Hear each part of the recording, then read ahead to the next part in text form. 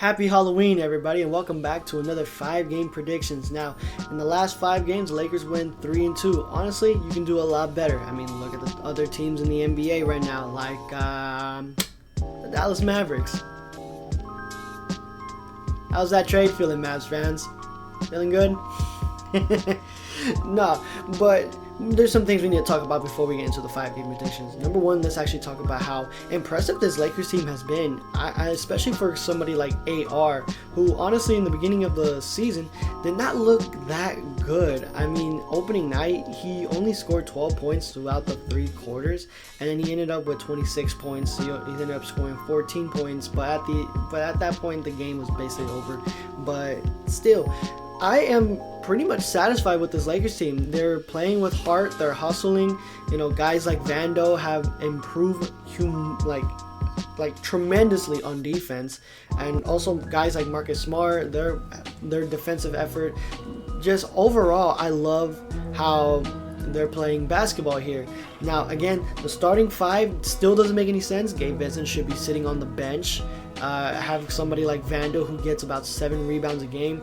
That should be, the baseline for the starting lineup. I mean, that's ideal. Or Marcus Smart, really, if you want to add 3-point shooting. But still, I don't know why we still doing Gabe Vincent in the starting 5. That makes no sense. But regardless, they do pick up a lot of fouls. I will say that they picked up a lot of fouls, especially Vando. Vando picks up fouls like it's candy. Also Jackson Hayes as well. And then the negative is that the Lakers are giving up 12.2 second chance points. Seriously, every time we're on the defensive end, somebody puts up the shot, it bricks. The opponents have been able to just tap it out right into their hands to get a second chance shot, and whether they make or miss it, that's something that needs to stop. We cannot, and I do emphasize, we cannot let teams just keep tapping the ball right into the 3-point shooter's hands. But regardless, I'm quite satisfied with how the Lakers are playing right now. Now, they have been without Luka and LeBron for some extended time now. Also, again, Gabe Vincent is out with a ankle sprain. He's going to be out for 2 to 4 weeks.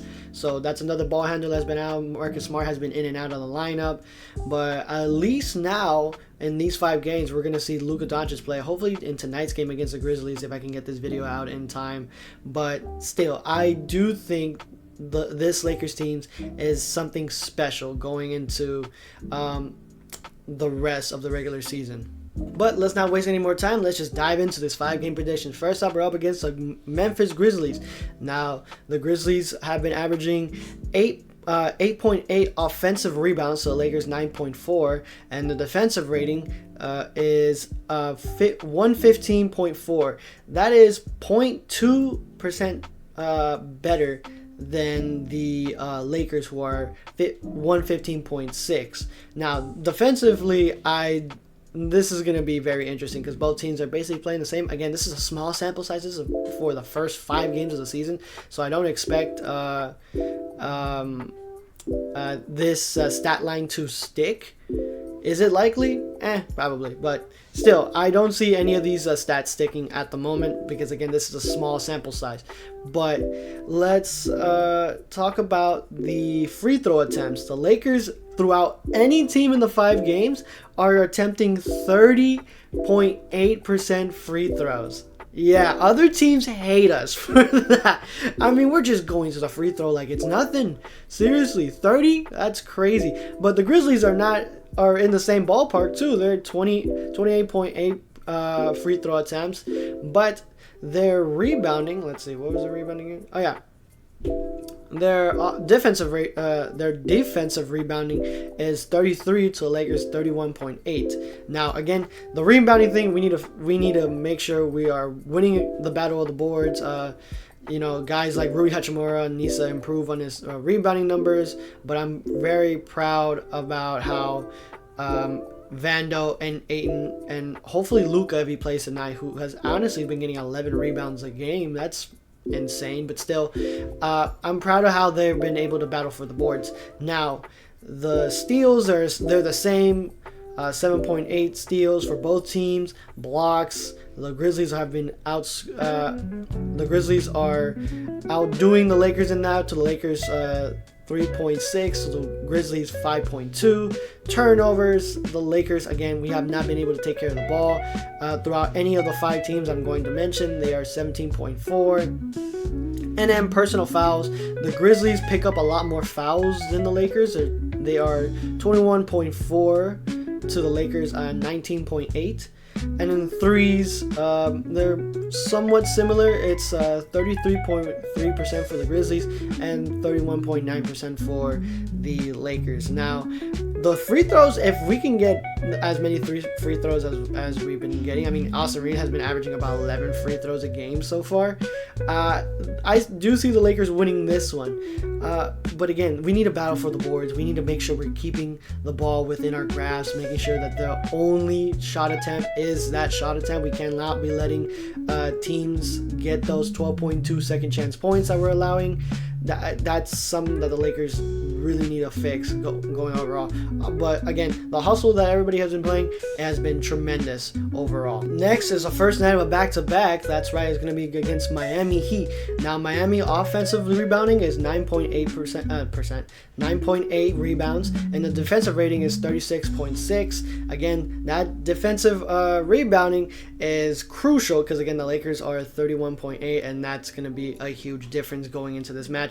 Now, the assists, they're beating the Lakers on that. Oh, no, that's not that's the Grizzlies. The Grizzlies are beating the Lakers on assists, but also the Heat as well. They're 29.6 assists a game, but steals, they are getting 9 steals a game. Yeah, that is crazy defense. And speaking of defense, the defensive rating is 106.3 to the Lakers 115.6.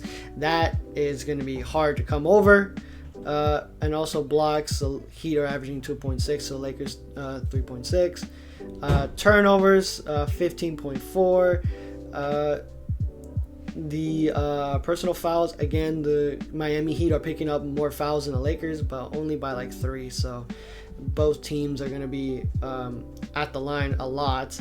But speaking at the line, 27.2 for the Miami Heat. Still not enough against the Lakers 30, but still. I can't talk. The Miami Heat are shooting the 3 ball at an impressive clip at a 40.5%. So going into this first night of a back-to-back, I do see the Lakers losing due to the defensive rebounding, the assists, and also the defensive rating. Like, everything is screaming Lakers to lose this one, and I'm going to agree. Because numbers don't lie, but you never know. Because again, you want the Lakers to win all 5 games, right? You're a Lakers fan. That's why you're watching this channel. But that doesn't mean we're not, excusing teams from being terrible. No, because Miami Heat have been playing really well. It's just that the defensive rating and also the 3-point shooting is going to kill us overall. So I do think the Lakers are going to lose this one heading into that first night of the back-to-back. Now, the second night of the back-to-back is our old friends, the Blazers. Now, the Blazers did beat the Lakers, but it was a very injury-prone team. Like, the Lakers did not have a single ball handler throughout the night. I mean, they didn't have a night against the Wolves, and the Wolves were relatively healthy. But this is the thing I want to talk about. The Blazers are averaging 12.2 steals a game, dog. That is crazy. And then turnovers. Turnovers, they have 16 to Lakers 17. They are getting more blocks, about almost 5 blocks a game, 4.8. And then the defensive rating, again, still better than the Lakers, is 110.2. And their free throws are 27.2 free throw attempts. So they're getting to the line almost just as much as the Lakers. This night being the second night of a back-to-back, teams typically tend to lose the second night of a back-to-back. I mean, it's not out of the realm of possibility the Lakers can't beat them, especially if we got Luka back into the lineup. But still, even with Luka back into the starting lineup, this second night of back-to-back, especially coming off of excuse the pun, a heated battle against the Heat, it's hard to say the Lakers win in the second night of back-to-back, but again, it's the Blazers. It's a young team. They like to move the ball around. 27.7 assists, but still, those steals are going to be running and gunning, playing hard-nosed defense. So I do think the Lakers win against the Blazers, if it's not against Miami, but still, I do see the Lakers beating the Blazers regardless if they are tired from a battle against the Miami Heat. Next up, we're going to be going up against the San Antonio Spurs. The San Antonio Spurs, I think in first time in franchise history, I could be wrong, leave a comment down below if I'm mistaken, but this is the first time they actually gotten 5-0 to the start of a season. Like, oh my god, Victor Wembanyama has been absolutely crazy on defense. Like, he is in the running for MVP. It's crazy. There's let me just tell you the numbers. All right, look, offensive rebounding 11.6, defensive rebounding 36.6%, assists 24.8, steals 8.8, blocks 7. Guess who's getting all of those? Turnovers 15, personal fouls 21.6, 3-point shooting 38%, and they're going to align almost as much as the Lakers with 29.8, and with a defensive rating of 104.2. They are an elite defensive team being held by one of the best young big men this game has ever seen in Victor Wembanyama. So this is gonna be a hard battle. I'm not gonna lie, but I do think the Lakers are gonna lose this one because like, again, they're just being out rebound. Seriously, being out rebound, not beating an assist, they're getting more steals than us, more blocks. They're taking care of the ball with 15 turnovers, but again, that's not really like an impressive number or anything, you know what I mean? But personal fouls 21.6, yeah. They are picking up a lot more fouls, I will say that, but they are also shooting the ball better. So I think the Lakers are going to lose against the Spurs because, again, like, there's nothing we can do against Victor Wembanyama. Like, this is just crazy to think about, that Victor Wembanyama being in his third year, being this elite on defense, and also being in the running for MVP, which, if he does win, I think that beats DeMar DeRozan's numbers, right? I think. And then finally, to round up the last game of the 5-game predictions, we have the Atlanta Hawks. The Atlanta Hawks offensive rebounding is 10.6, and their defensive rating is a 29.4. They get 28.2 assists, 8.4 steals, 5 blocks, 12.2 turnovers. They pick up 22.2 personal fouls. They shoot the 3 ball at 34.5%, and they attempt 25.6 free throws, and with a defensive rating of 117.6. So this is the worst defensive rating that the Lakers are going to be facing thus far.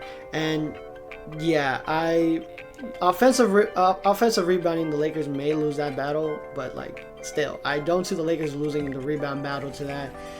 Assists, they do get more assists, I'll give you that. They like to move the ball around, especially when you got somebody like Trae Young. But at the time of this recording, Trae Young has been out with an injury, so I don't know if he's going to be out to extended period of time. So I don't know if he's going to play against the Lakers. But even if he does, like, I'm not like certain that will be a factor in the Lakers winning or losing into this game, because again, Trae Young, great offensive player, disgustingly terrible on defense. So, and I think a lot of our guys outsize him. So I do see the Lakers attacking Trae Young, going downhill and just going that easy lay. Now, in terms of steals, yes, Atlanta Hawks have 8.4 steals, so Lakers 7.8. Again, that's not a huge margin, but that's still better than the Lakers. They get more blocks than the Lakers.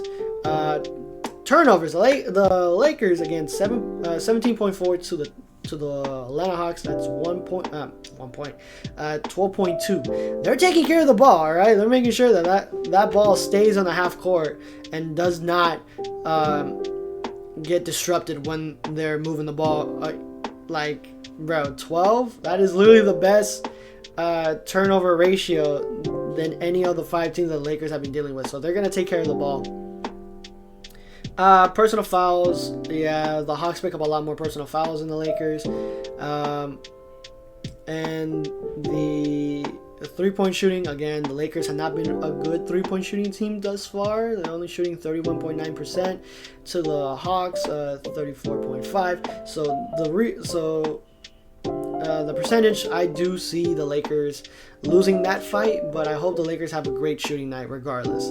And then free throw attempts, yeah, the Lakers are going to go to the line more times than the Hawks. We're going to pick up that whistle a lot more. But the defensive rating, though, that's what I want to talk about. The defensive rating, the Lakers have been a great offensive team, obviously being helmed by Luka and AR for the majority of the time. So I do see the Lakers beating the Hawks. So what is that? I was winning against the Grizzlies. And also, I didn't mention this in the beginning. This is going to be the first night of the NBA Cup. So the Lakers are going to be going into this with a chip on the shoulder, and we're going to be playing a lot more aggressive basketball. I do see the Lakers beating the Grizzlies regardless. So that's one. We're going to lose Miami.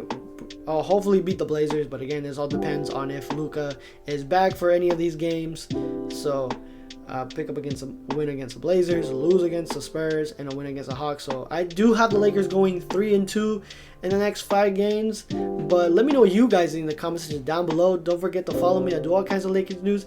Click that like, share, and subscribe button. We're trying to get to 95 subscribers. Hopefully we can do that by the end of the year. And until next time, everybody, see ya and stay safe.